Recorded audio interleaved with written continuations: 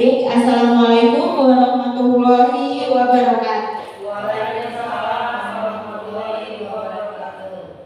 Yang saya hormati Bapak Kepala SD Negeri Sidomulyo dan yang saya hormati Bapak Ibu Guru yang dapat meluangkan waktunya dan berkenan mengikuti diseminasi dalam hal pemahaman dan penerapan pengalaman budaya positif.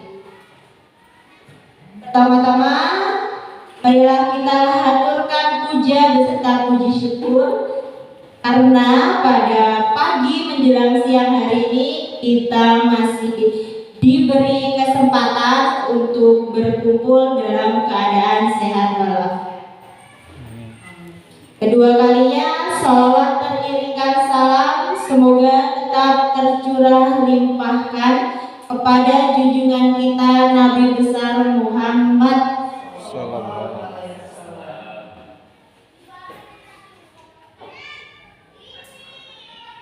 Selamat datang para guru hebat. Mari belajar bersama, berkolaborasi, saling mendukung demi mewujudkan disiplin positif di sekolah kita, yakni di SD Negeri 1 Sidomulyo.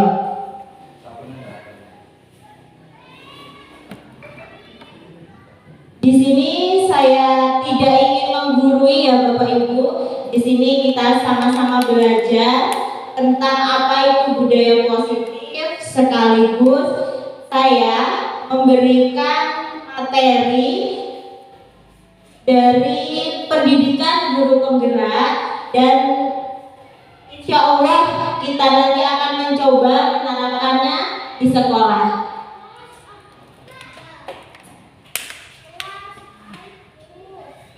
Baik Bapak Ibu, kita memasuki materi budaya positif.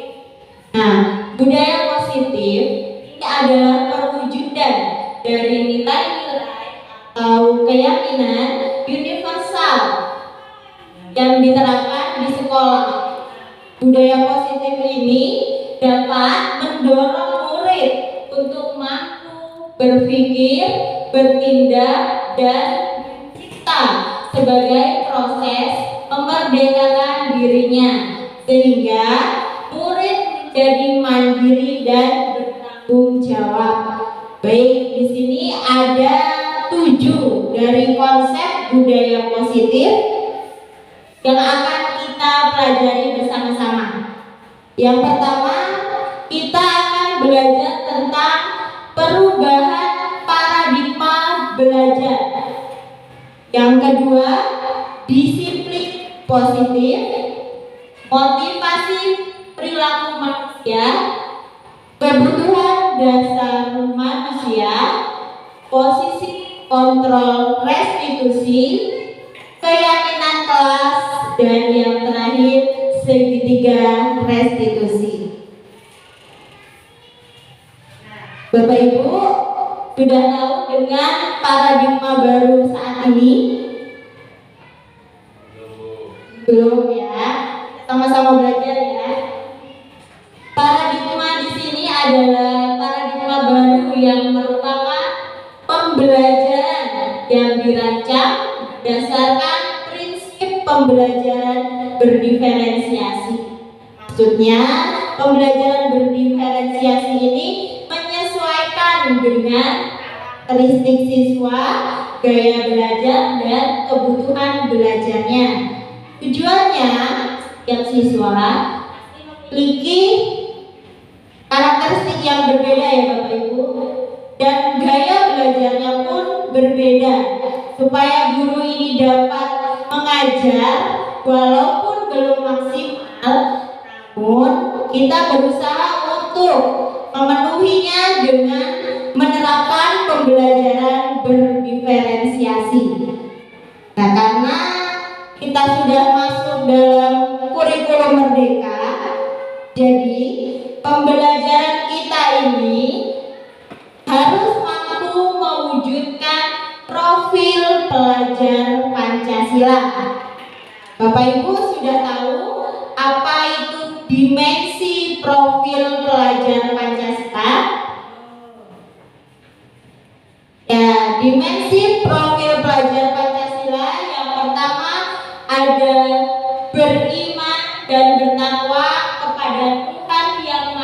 dan berakhlak mulia.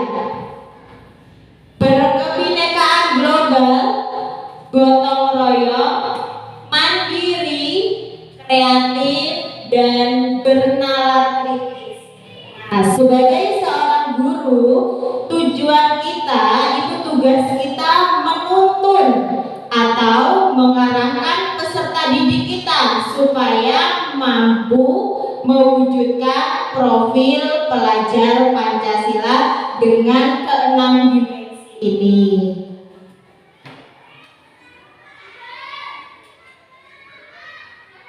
Nah, yang kedua, kita belajar tentang disiplin positif.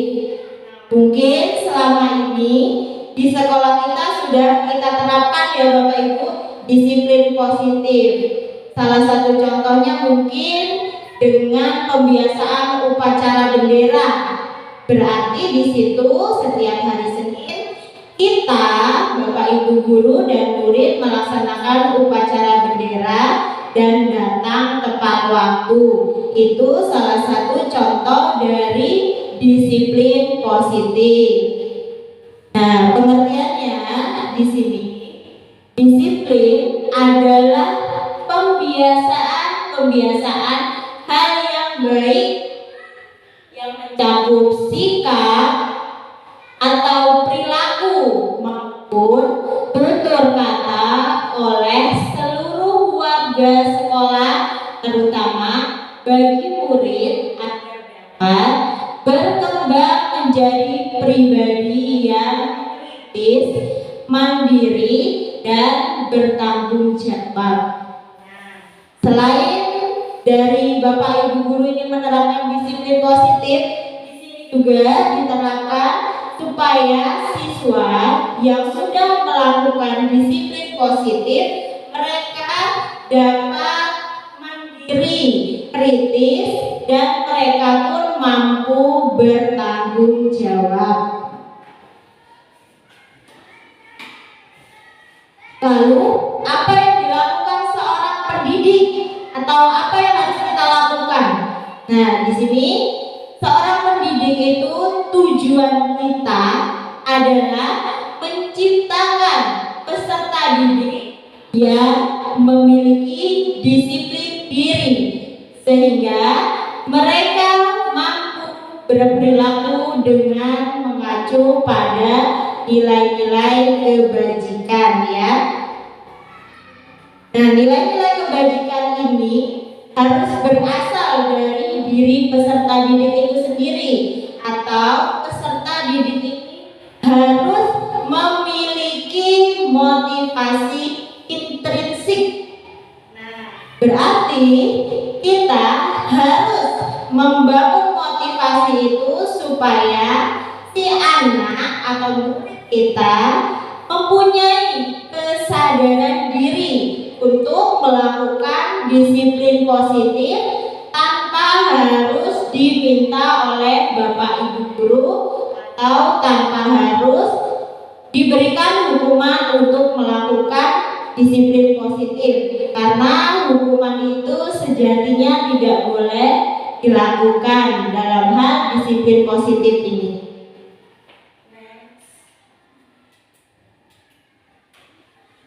Nah, ada dua motivasi dari perilaku manusia. Ini kita fokus pada peserta didik. Ada dua motivasi. Yang pertama itu ada motivasi ekstrinsik dan motivasi intrinsik ya. Jadi kalau motivasi intrinsik di sini Bapak Ibu guru sudah lebih paham ya. Motivasi ekstrinsik berarti motivasi yang berasal dari luar. Nah, sedangkan yang intrinsik berasal dari dalam atau dari kesadaran diri kita. Ya, di sini motivasi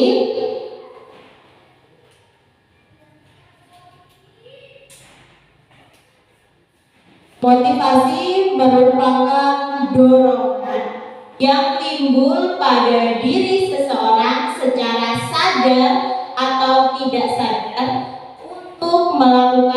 sesuatu tindakan dengan tujuan tertentu.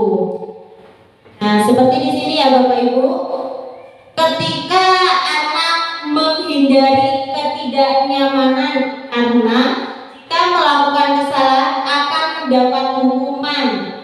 Di sini termasuk motivasi intrinsik, di mana anak ini akan melakukan disiplin positif namun karena takut dihukum, bukan karena kesadaran diri dari anak.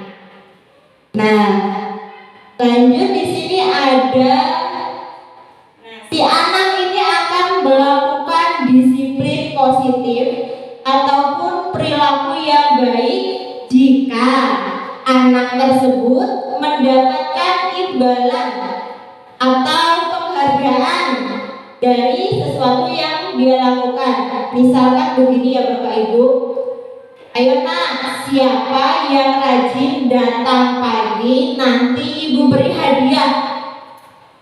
Itu salah satu imbalan ataupun penghargaan. Namun imbalan atau penghargaan ini termasuk dalam motivasi ekstrinsik karena ini berasal dari guru atau dari luar, bukan dari kesadaran murid ya. Nah, ada lagi contoh di sini motivasi intrinsik. Bagaimana motivasi intrinsik itu dapat terbentuk?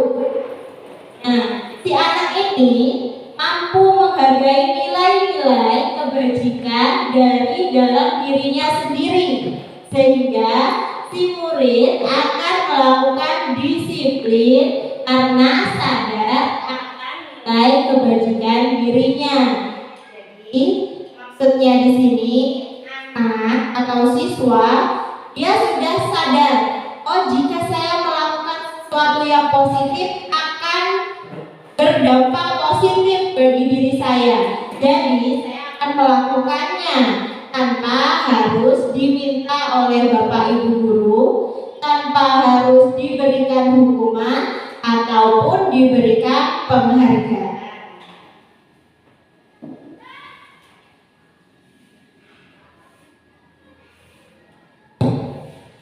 Nah, di sini ya Bapak Ibu kita lihat bersama.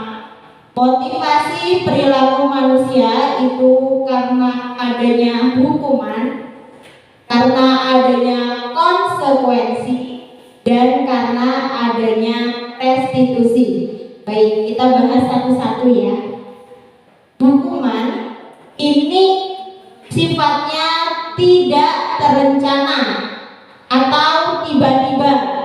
Misalkan si anak melakukan kesalahan, sebelumnya kita belum merencanakan apa yang akan kita lakukan terhadap anak itu, lalu kita mengambil keputusan, nah kamu sudah melakukan kesalahan, kamu harus memperbaikinya dengan cara membersihkan kelas. Itu salah satu contoh hukuman. Dan di sini murid ini tidak tahu apa yang akan terjadi. Hukuman juga bersifat satu arah. Dan hukuman ini bisa berupa hukuman fisik atau psikis. Lalu apa itu konsekuensi? Konsekuensi itu seperti kita sudah memberikan kesepakatan terhadap anak. Baik nak, jika ada yang terlambat, berarti konsekuensinya apa? Anak sudah tahu jika dia terlambat maka dia akan mendapat konsekuensi.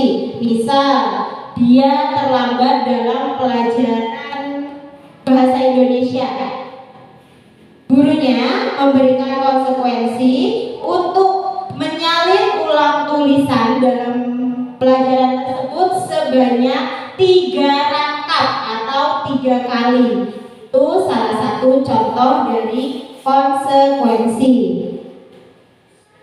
Nah, konsekuensi ini murid ini masih merasa tidak nyaman karena masih mendapatkan sebuah bukan hukumnya ya, sebuah apa namanya, harusnya satu rangkap kok 3 rangkap gitu. Jadi murid ini masih merasa tidak nyaman. Dan di sini kita sebagai guru, kita itu selalu memonitor atau kita selalu memantau murid kita dalam hal pemberian konsekuensi. Dan untuk restitusi ini sangat dianjurkan ya kepada Bapak Ibu guru. Kenapa?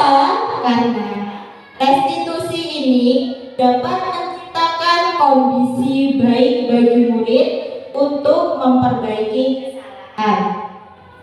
Dan kita melakukan kolaborasi atau kita bekerja sama dengan murid. Misalkan kemarin ada kejadian si Nadira marah-marah kepada temannya, karena temannya ini suka mencontek. Nah, kita tidak langsung, Nadira kenapa kamu marah-marah? Dan si yang mencontek ini kita langsung, kamu salah nak, kamu harus memperbaiki kesalahanmu. Tidak. Pertama kita harus memanggil Nadira, kita tanyakan dulu apakah benar Nadira ini marah-marah, sebabnya apa, alasannya apa, dan bagaimana proses itu bisa terjadi. Si anak ini akan menjelaskan ya, akan bercerita, sehingga jika anak sudah bercerita kita tahu kenapa, sebabnya. Nah, dan di situ kita memberikan penawaran. Penawarannya, apa yang bisa kamu lakukan atau kamu perbaiki supaya masalah ini tidak terjadi. Nah, di situ anak itu bisa berpikir, apa ya solusi terbaik supaya saya tidak marah-marah walaupun pekerjaan saya dicontek oleh teman saya. Nah, di situ anak itu akan berpikir, oh iya Bu, saya akan lebih bersabar dan saya akan menyimpan buku saya sebaik mungkin supaya tidak diambil teman saya. Nah, di situ anak sadar, Bapak Ibu, dia tidak harus marah-marah untuk suatu permasalahan yang terjadi.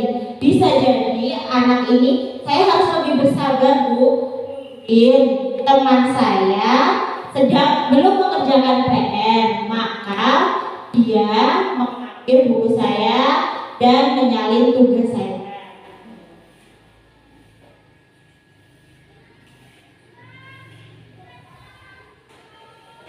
Di sini ada contoh-contoh ya Bapak Ibu. Contoh dari hukuman seperti yang sudah saya jelaskan tadi. Hukuman misalkan guru menghukum siswa tersebut hormat bendera selama 10 menit.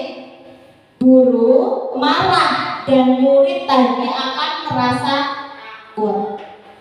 Untuk konsekuensi contohnya, guru akan memberikan konsekuensi untuk siswa yang tidak mengerjakan PR saat istirahat atau dikerjakan sebanyak 3 kali lipat atau 3 kali. Dan guru di sini tegas agar siswa menghormati peraturan. Nah, sedangkan restitusi, kita sebagai guru kita menanyakan dulu keyakinan kelas apa yang sudah kita sepakati, lalu kenapa keyakinan itu dilanggar, dan kita tanya lagi bagaimana jika kita sudah melanggar keyakinan kelas kita supaya mendapatkan solusi gitu.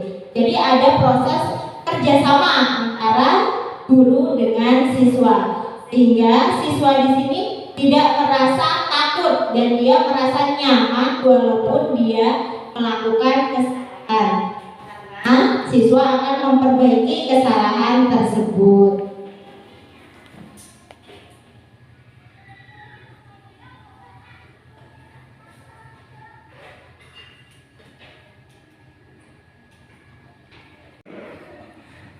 Siap Bu.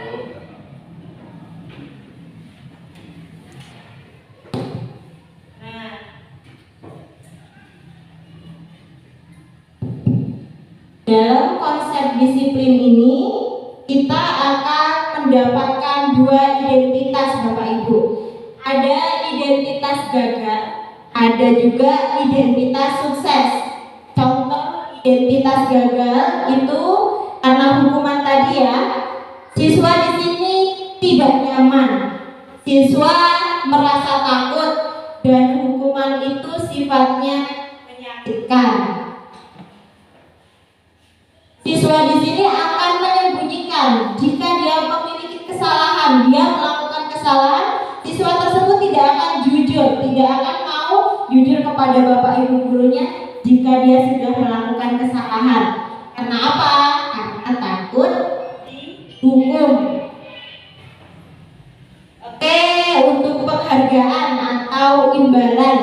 Nah, jika siswa diberikan imbalan, siswa ini akan merasa hubungan atau temannya ini akan merasa iri.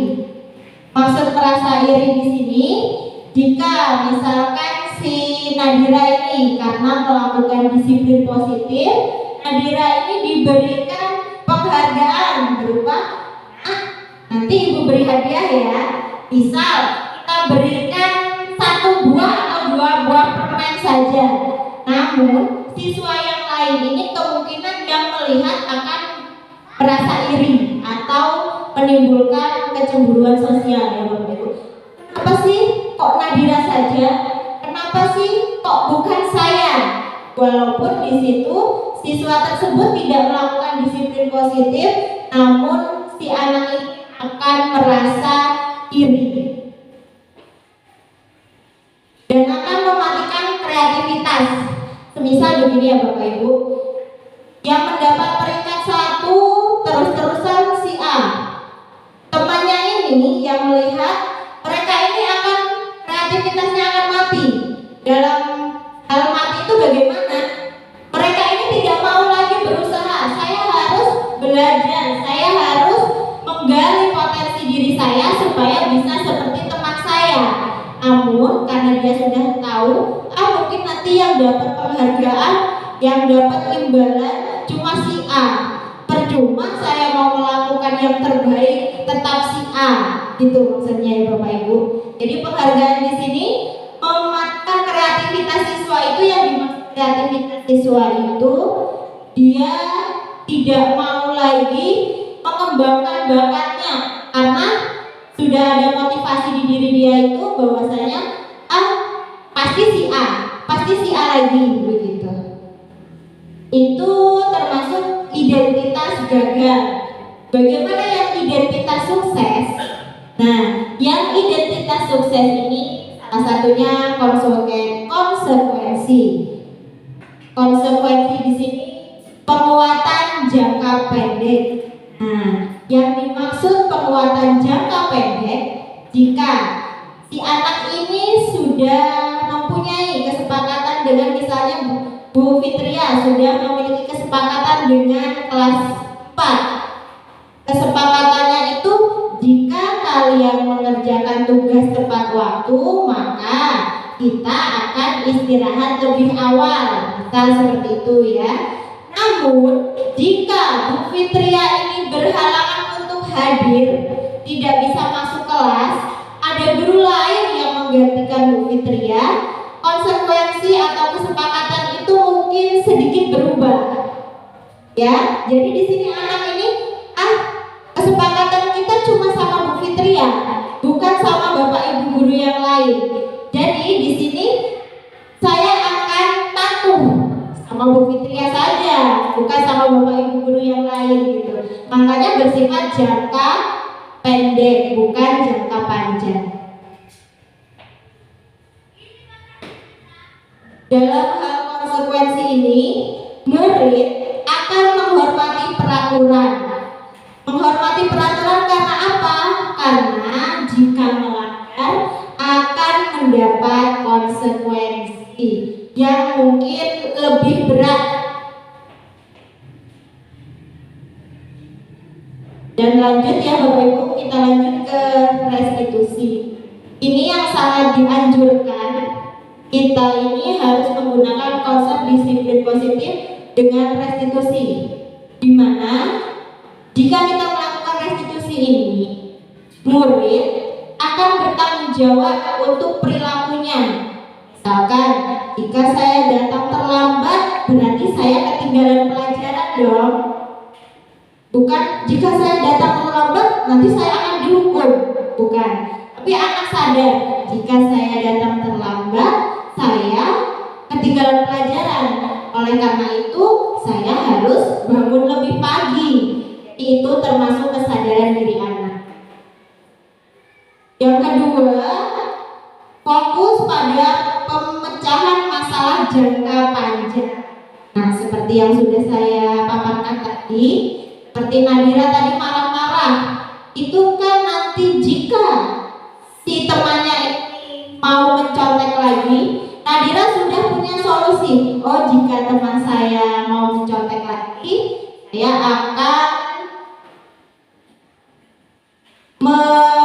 merapikan buku saya supaya tidak diambil dan saya tidak langsung marah-marah. Saya harus tahu dulu, saya akan lebih bersabar lagi menghadapi teman-teman saya. Di sini, murid akan menghormati dirinya dan orang lain. Dan murid juga ini memegang kontrol. Kontrol di sini adalah diri murid ini punya kontrol sendiri, tidak dari luar kontrolnya, atau kembali ke kesadaran dari murid masing-masing. Dan murid juga setelah mendapatkan solusi, dia akan merasa bersemangat lagi untuk memperbaiki suatu kesalahan. Jadi kesalahan itu kalau bisa jangan terulang kembali. Jadi kita menggunakan restitusi.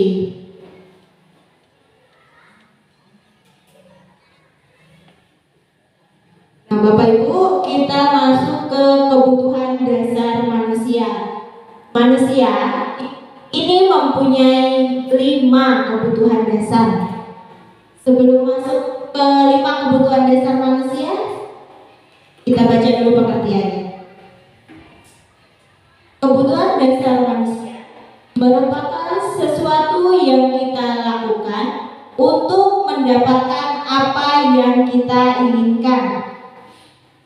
Seluruh tindakan yang kita lakukan memiliki tujuan. Semua usaha terbaik kita lakukan agar kebutuhan dasar kita terpenuhi.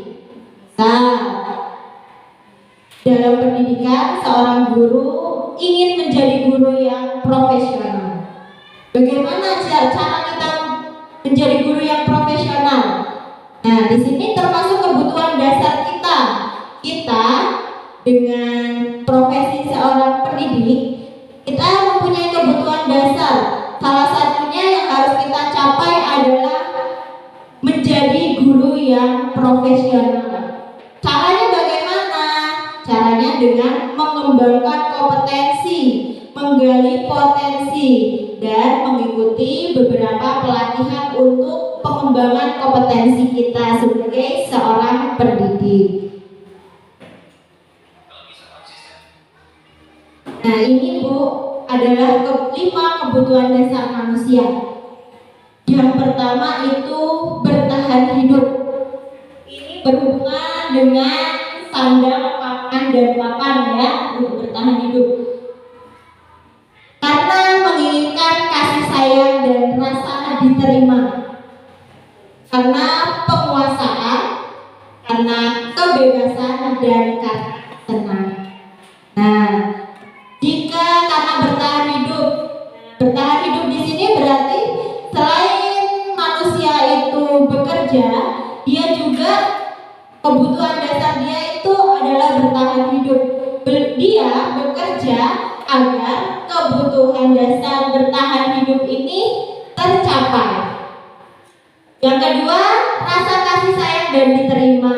Nah, di sini kita sebagai makhluk sosial, manusia, dalam hal sebagai seorang guru ataupun saat kita di kelas, murid ataupun kita itu akan menginginkan kasih sayang dan rasa diterima di suatu tempat, bisa di kelas ataupun lingkungan masing-masing.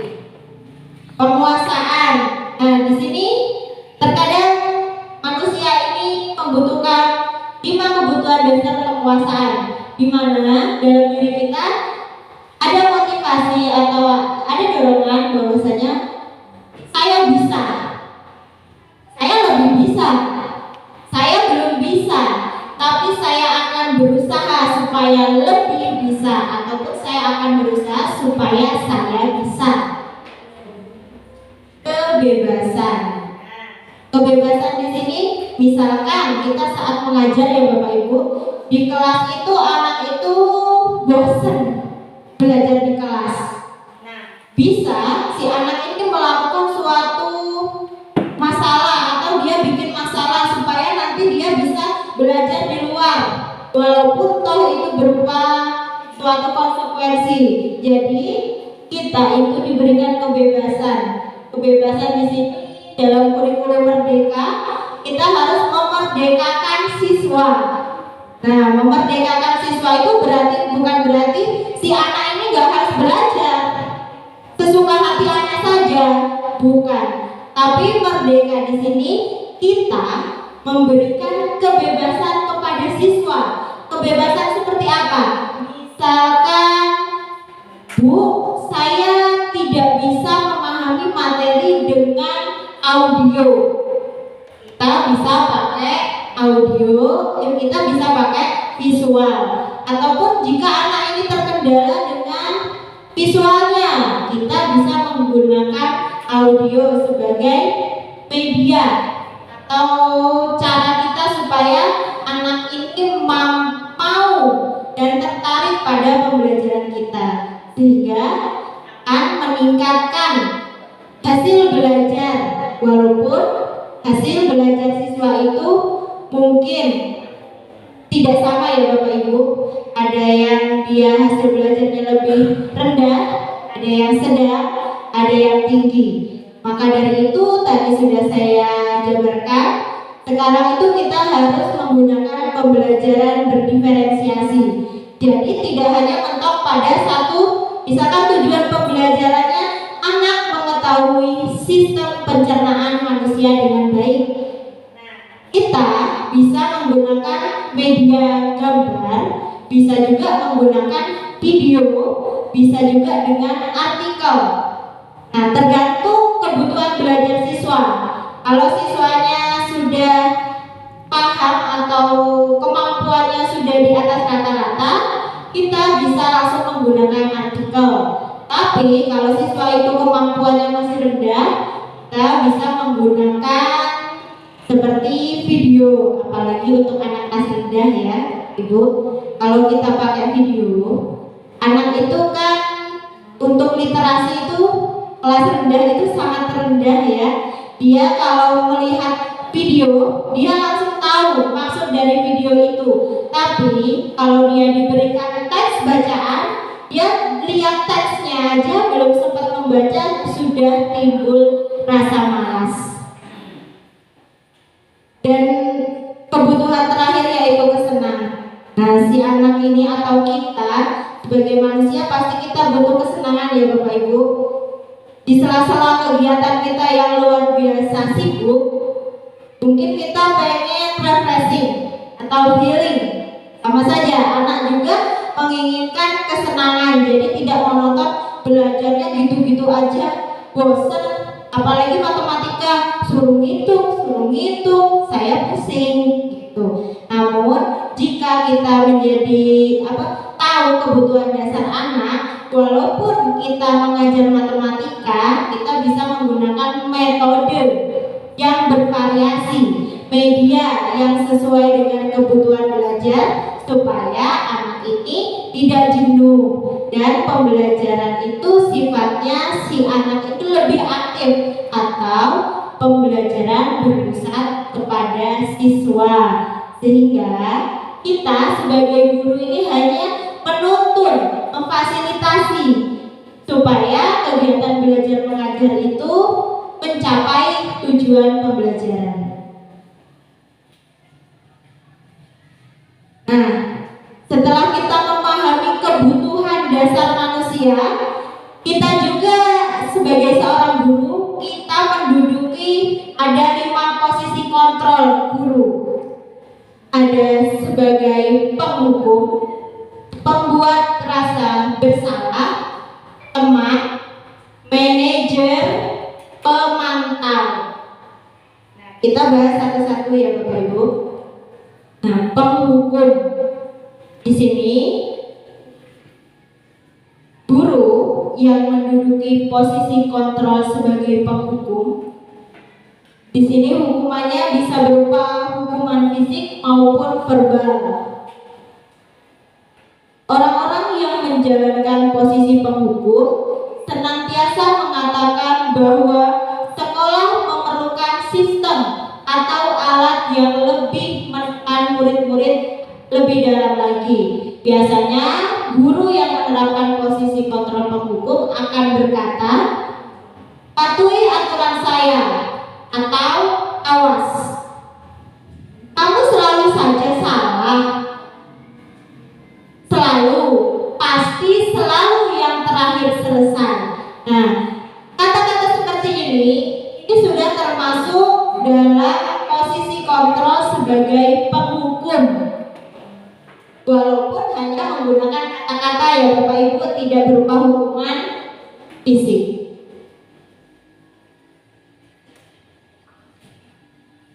Nah, yang kedua, pembuat rasa bersalah. Dalam pembuat rasa bersalah di sini,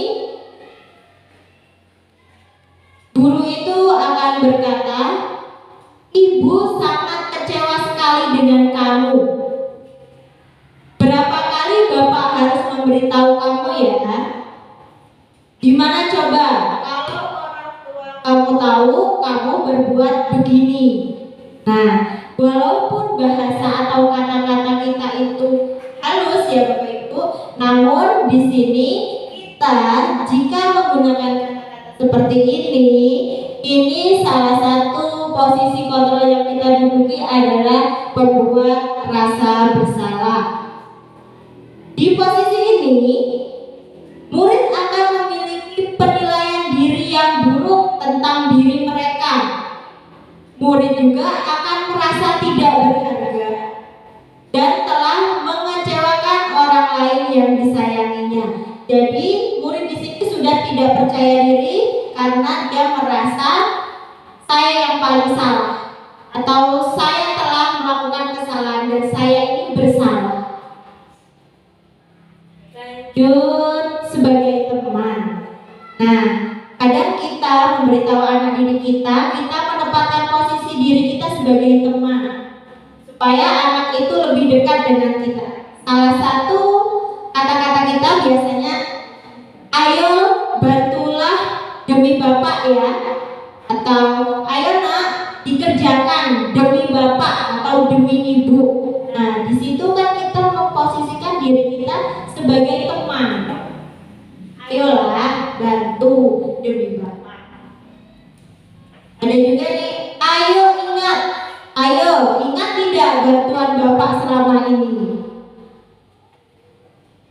Ya sudah, kali ini tidak apa-apa.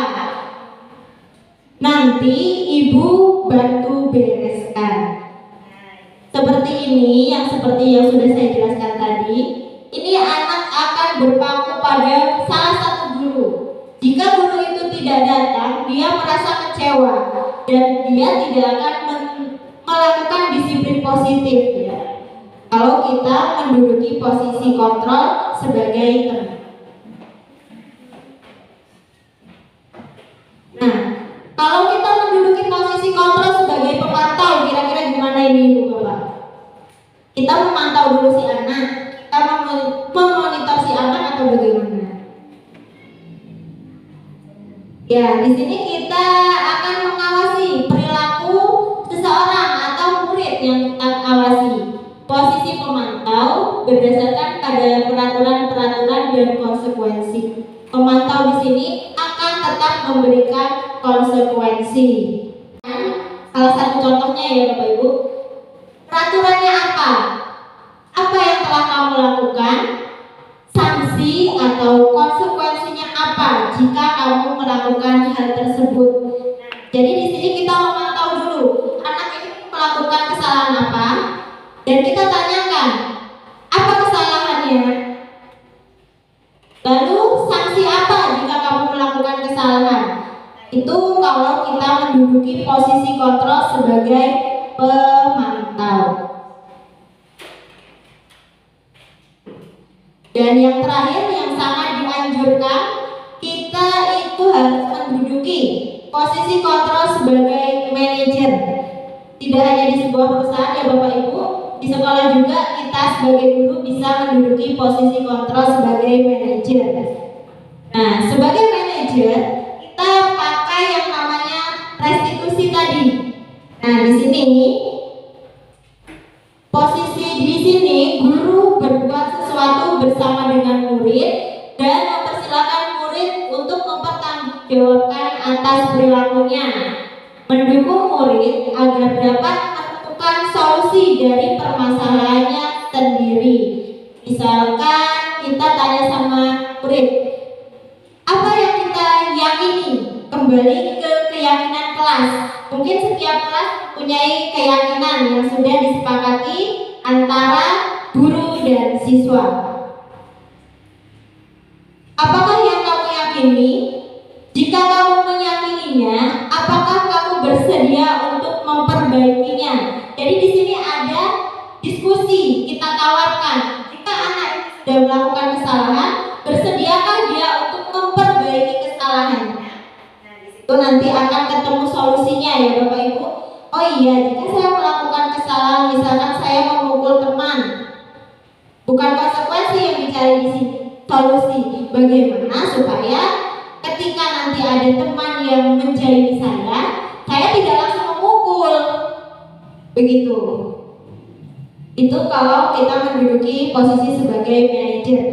Namun sangat dianjurkan kepada Bapak Ibu guru semua, kita menggunakan restitusi dengan posisi kontrol sebagai manajer supaya anak ini tidak dihantui dengan rasa bersalah, dan di sini juga akan mendapatkan solusi dari sebuah permasalahan sehingga permasalahan tersebut tidak akan terulang kembali.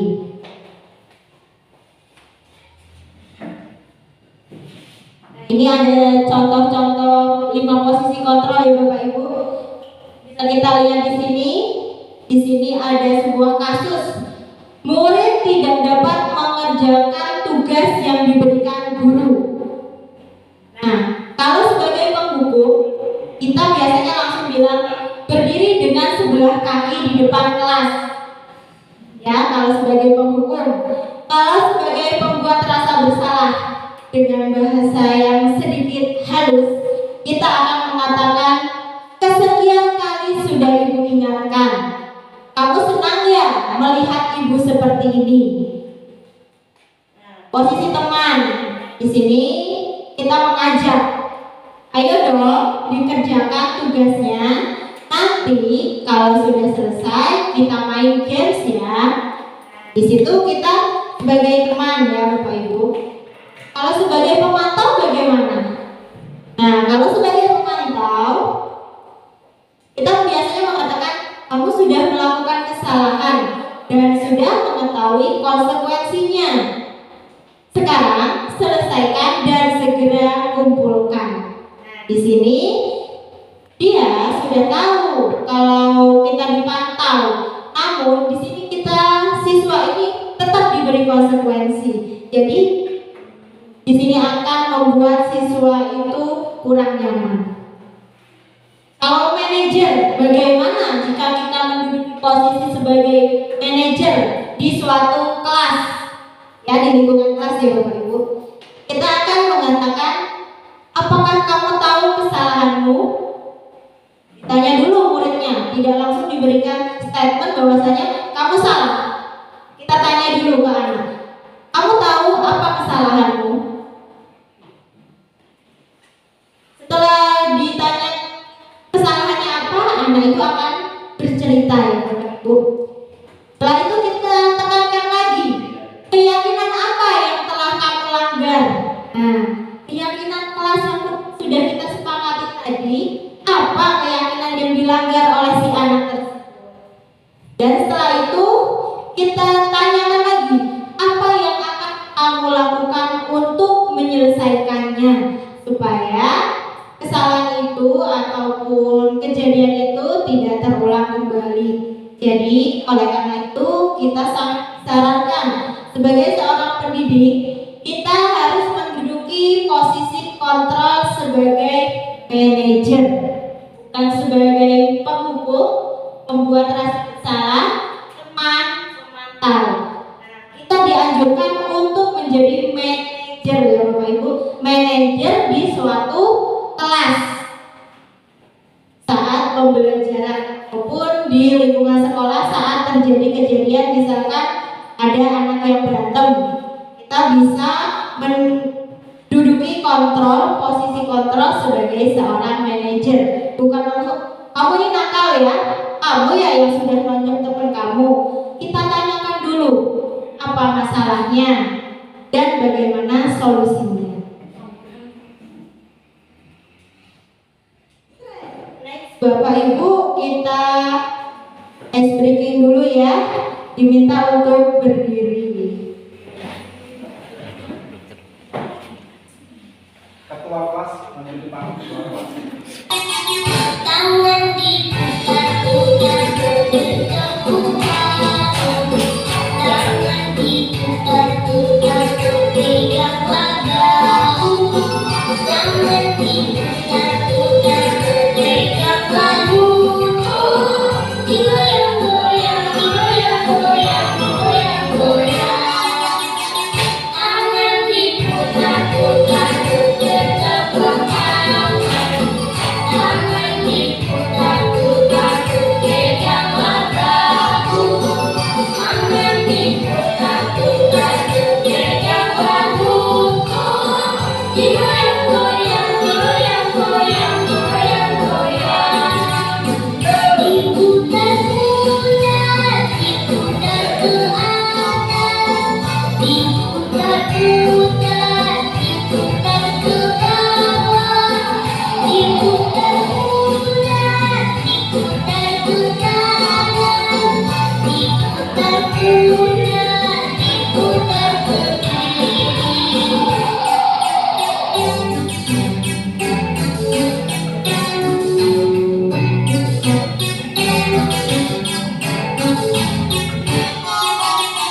Tangan diputar-putar bergetar-getar, tangan diputar-putar berpegang lagu, tangan diputar-putar berpegang lagu, digoyang-goyang, digoyang-goyang, digoyang-goyang, tangan diputar-putar bergetar-getar, tangan diputar-putar berpegang lagu, tangan diputar-putar berpegang lagu, digoyang-goyang, digoyang-goyang, digoyang-goyang, diputar-putar, diputar ke atas, diputar-putar, diputar ke bawah, diputar-putar,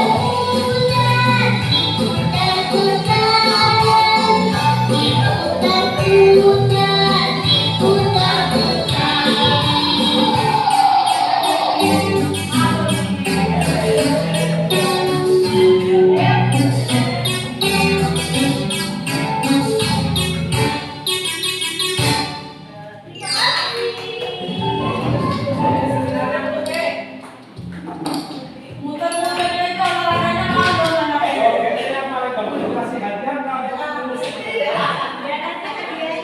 Menyusul ya.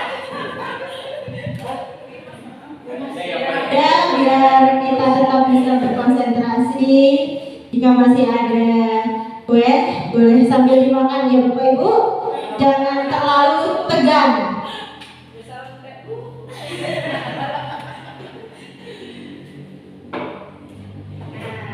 Kalau sudah sambil Bapak Ibu duduk, saya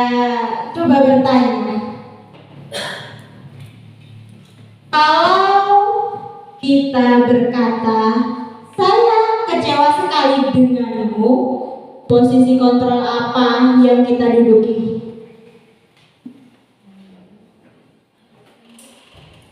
Saya kecewa sekali denganmu. Ketika kita mengatakan itu ke anak, apa posisi kontrol kita?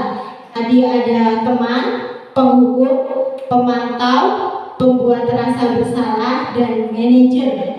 Kalau kita bilang saya kecewa sekali denganmu, berarti si anak ini akan merasa bersalah atau kecewa.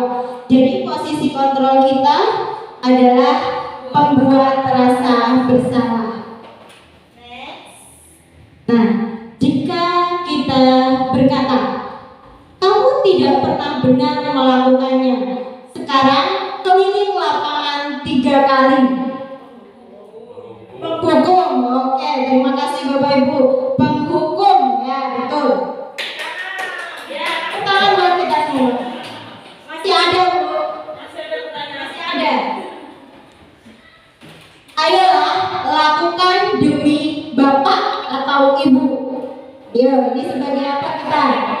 Sebagai teman, betul, sebagai teman.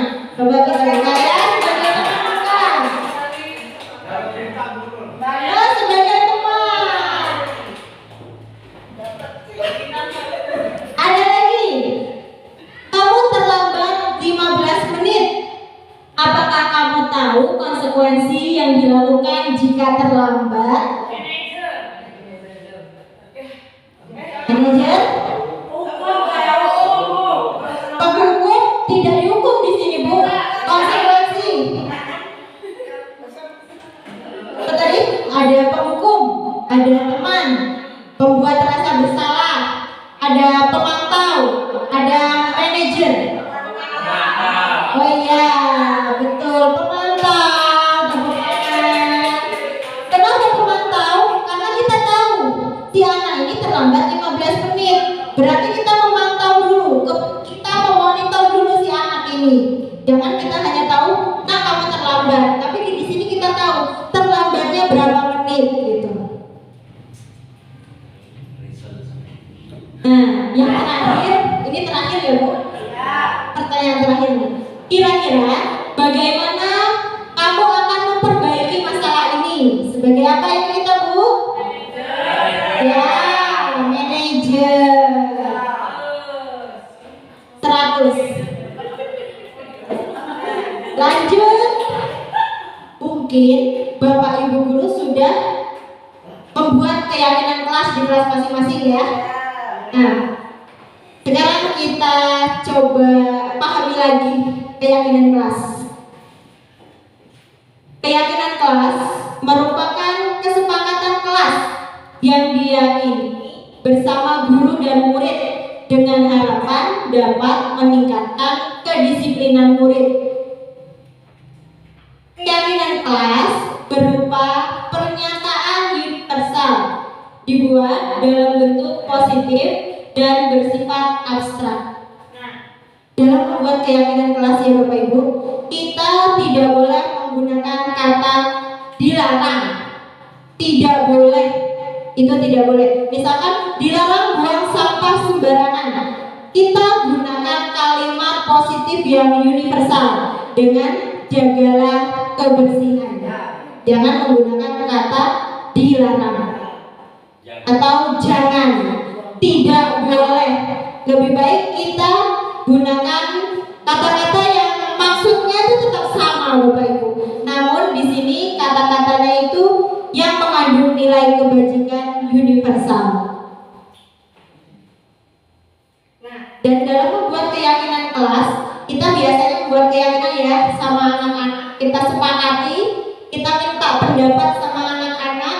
Lalu dalam membuat keyakinan kelas itu, jangan menggunakan kata-kata yang susah untuk dimengerti atau dipahami anak. Kalau anak saja tidak mengerti dengan keyakinannya, gimana dia bisa menerapkannya di kelas ataupun di lingkungan yang lain.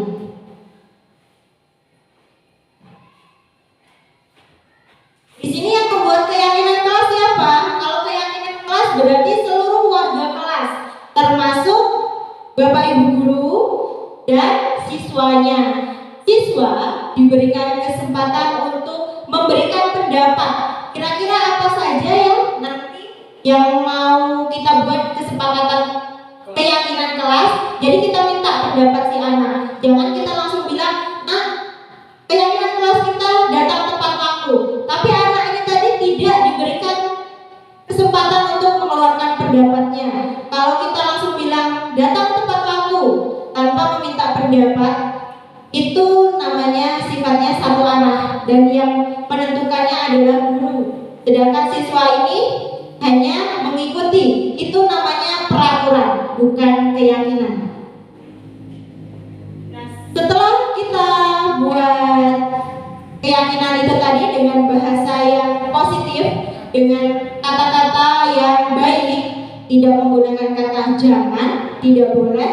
Lalu kita sepakati keyakinan kelas itu, misalkan kita minta tanda tangan sama anak, berarti bukti bahwasanya anak itu menyepakati. Dan setelah itu apa? Kita terapkan. Yang menerapkan siapa? Anak saja atau gurunya juga? Semua. Ya, semua warga kelas, karena di sini keyakinan kelas. Kalau keyakinan sekolah berarti semua warga sekolah. Nah, kemarin saya sudah membuat keyakinan kelas 3B.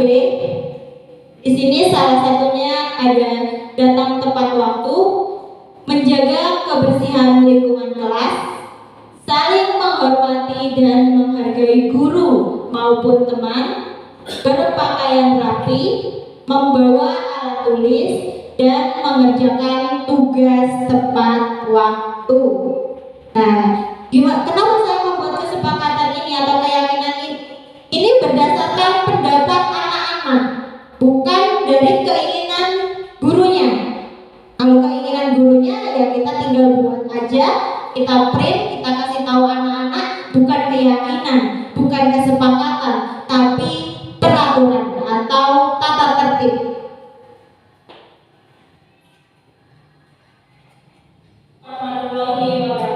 Ada contoh pembuatan keyakinan kelas, silakan di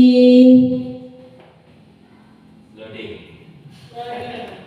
Silakan di loading. Ya. Wait.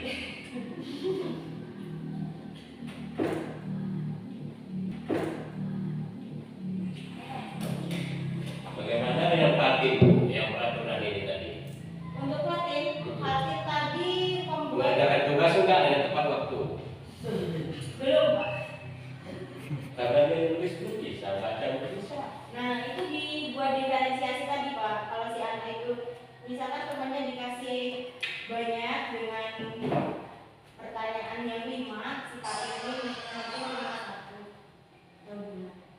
Menyesuaikan. Berarti dia tidak boleh diberi tugas 3 rangkap tadi, Bu. Tidak, Pak. Tidak boleh diberikan bahasa referensi.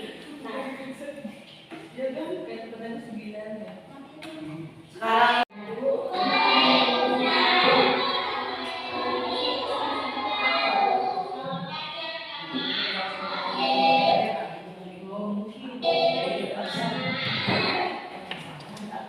hanya di kelas masing-masing. Kalaupun belum, nanti kita coba ya Bapak Ibu, kita mulai dari hal-hal terkecil yang ada pepatah, sedikit-sedikit lama-lama akan menjadi bukit. Tidak perlu langsung banyak, tapi dimulai dari hal-hal terkecil terlebih dahulu.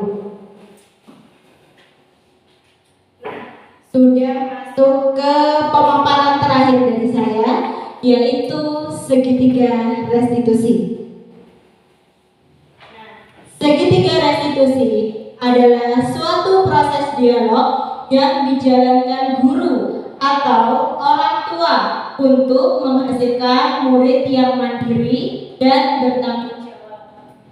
Segitiga restitusi membantu murid agar memiliki tujuan, disiplin positif, dan memperbaiki diri dari kesalahan. Restitusi bukan untuk menebus kesalahan, namun pembelajaran dari kesalahan untuk memperbaiki diri supaya lebih baik lagi. Jadi tidak bisa menebus kesalahan, namun berusaha supaya lebih baik lagi. Ada 3 tahap dalam segitiga restitusi.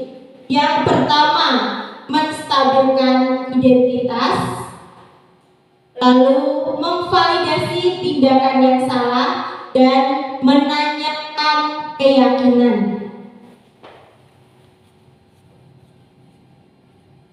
Salah satu kata-kata atau bahasa yang bisa kita lakukan untuk menstabilkan identitas bisa dengan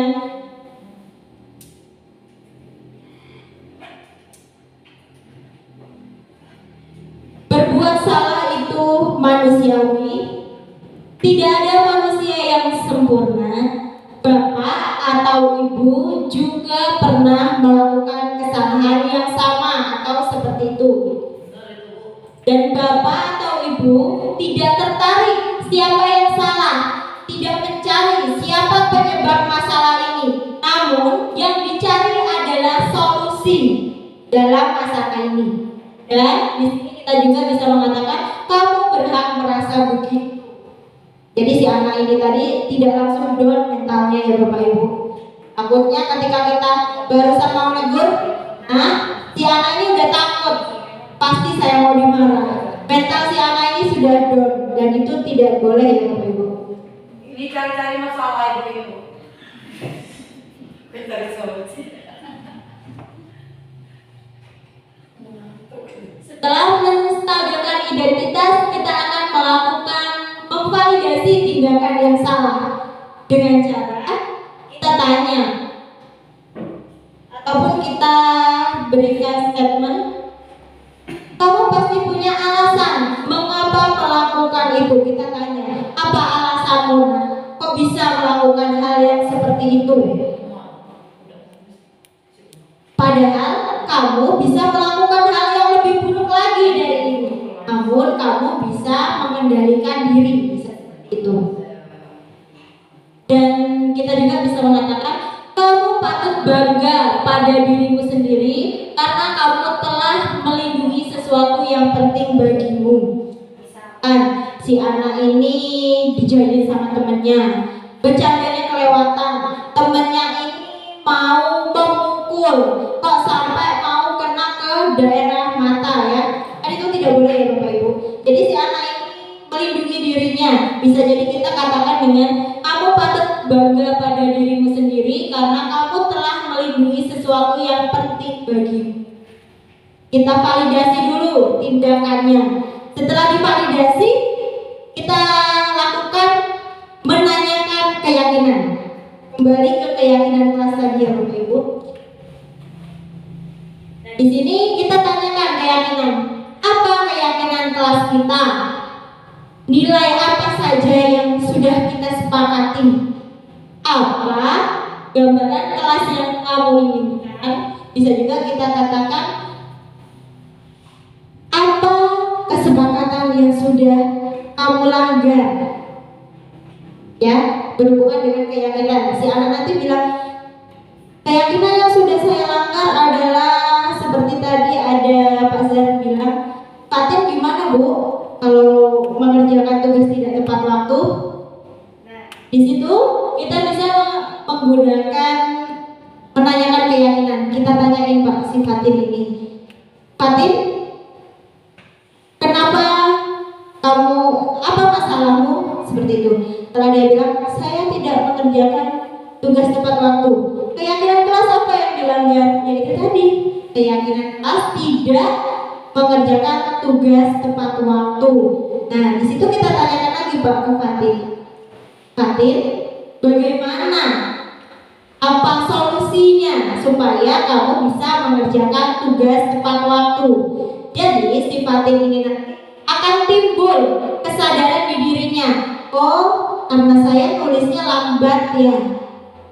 Berarti si Fatin ini kalau dia sudah sadar motivasi intrinsik, dia akan belajar dengan sendirinya untuk menulis lebih cepat, walaupun tidak langsung cepat ya Bapak Ibu, karena semuanya berproses. Tidak langsung kita seperti mie instan, begitu teduh langsung bisa kita makan ya. Proses itu bertahap, tidak bisa instan.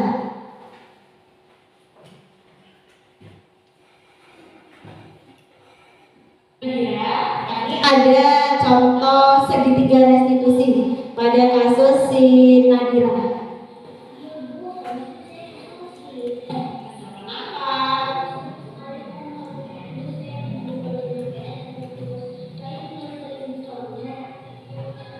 Oh begitu, wajarlah kalau kamu merasa kesal dan marah. Jika ibu di posisimu, pasti ibu juga merasakan hal yang sama. Lalu apa yang kamu lakukan pada Nia?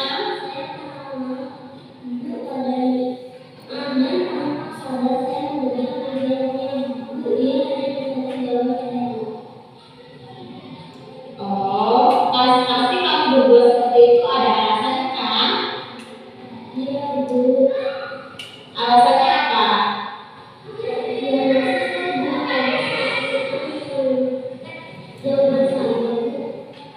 Ya, wajarlah jika kamu marah dan kamu tidak terima jika jawabanmu tercontek. Tapi itu sangat menghargai karena di sini Nadira tidak berbuat lebih jauh seperti kamu tuh. Oke, sekarang kita pikirkan apakah tindakan marah dan membuat meja itu sesuai dengan keyakinan kelas kita. Lalu keyakinan kelas apa yang sudah dilanggar? Nah, saling menghormati teman itu penting tidak? Oke, jika saling menghormati teman itu penting, maka apa yang akan Nadira lakukan jika hal itu terjadi kembali? Ya, dan kita juga harus menghormati teman kita. Dan juga setelah apa lagi? Ya, sudah ya Bapak Ibu. Itu salah satu contoh dari segitiga restitusi. Semoga sesi belajar kita hari ini membawa manfaat sehingga dapat mewujudkan profil pelajar Pancasila. Salam merdeka belajar. Terima kasih Bapak Ibu. Saya akhiri, wabillahi taufiq wal hidayah. Wassalamualaikum warahmatullahi wabarakatuh.